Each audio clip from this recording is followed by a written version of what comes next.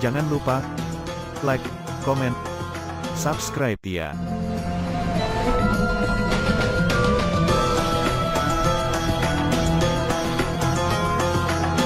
Kisah Abu Nawas menjual sang raja.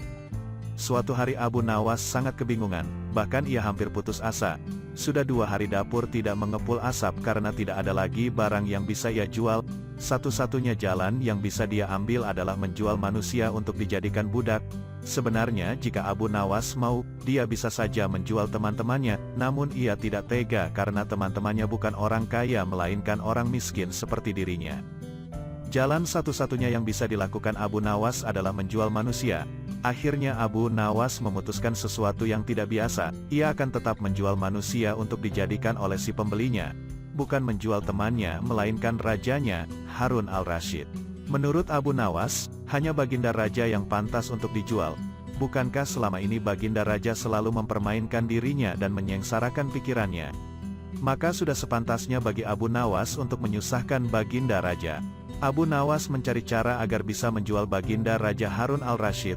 Ia pun mendapat ide dan menjumpai sang raja. "Apa itu wahai Abu Nawas?" tanya baginda langsung tertarik. "Sesuatu yang hamba yakin belum pernah terlintas di dalam benak Paduka yang mulia," kata Abu Nawas meyakinkan.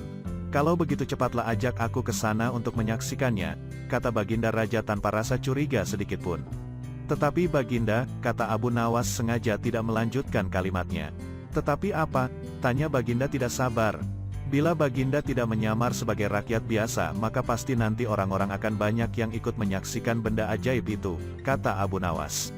Karena memiliki keinginan besar dan rasa penasaran yang begitu besar, baginda raja bersedia menyamar menjadi rakyat biasa. Melihat penyamaran sang raja berhasil, Abu Nawas dan baginda raja berangkat menuju ke sebuah hutan. Setibanya di sana, Abu Nawas mengajak baginda raja mendekati sebuah pohon besar dan rindang. Ia pun meminta sang raja untuk menunggu. Sementara itu, ia pergi menjumpai seorang badui yang pekerjaannya menjual budak. Abu Nawas mengajak pedagang budak itu untuk melihat calon budak yang akan dijual kepadanya dari jarak yang agak jauh. Abu Nawas enggan menjumpai sang raja dan merasa tidak tega. Sementara itu, Abu Nawas beralasan calon budak yang akan dijualnya adalah teman dekatnya sendiri. Setelah pedagang budak itu memperhatikan dari kejauhan, ia merasa cocok. Abu Nawas pun membuatkan surat kuasa yang menyatakan bahwa pedagang budak sekarang mempunyai hak penuh atas diri orang yang sedang duduk di bawah pohon rindang itu. Abu Nawas pergi begitu menerima beberapa keping uang emas dari pedagang budak.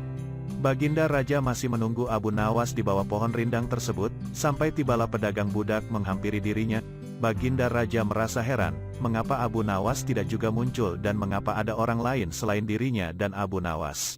"Siapa engkau?" tanya baginda raja kepada pedagang budak. "Aku adalah tuanmu sekarang," kata pedagang budak itu agak kasar. Tentu saja pedagang budak itu tidak mengenali baginda raja Harun al-Rasyid dalam pakaian yang amat sederhana. "Apa maksud perkataanmu tadi?" tanya baginda raja dengan wajah merah padam. "Abu Nawas telah menjual engkau kepadaku dan inilah surat kuasa yang baru dibuatnya," kata pedagang budak dengan kasar. "Abu Nawas menjual diriku kepadamu?" kata baginda makin murka. "Ya," bentak pedagang budak. "Tahukah engkau siapa aku ini sebenarnya?" tanya baginda geram. "Tidak, dan itu tidak perlu," kata pedagang budak seenaknya. Lalu ia menyeret budak barunya ke belakang rumah. Sultan Harun al-Rasyid diberi parang dan diperintahkan untuk membelah kayu. Baginda raja merasa heran dengan semua yang diperintahkan. Ia melihat begitu banyak tumpukan kayu di belakang rumah badu itu sehingga memandangnya saja Sultan Harun al-Rasyid sudah merasa ngeri, apalagi harus mengerjakannya. "Ayo kerjakan." Meski ia merasa kebingungan dengan itu semua, Sultan Harun al-Rasyid mencoba untuk melakukan perintah dari tuan barunya.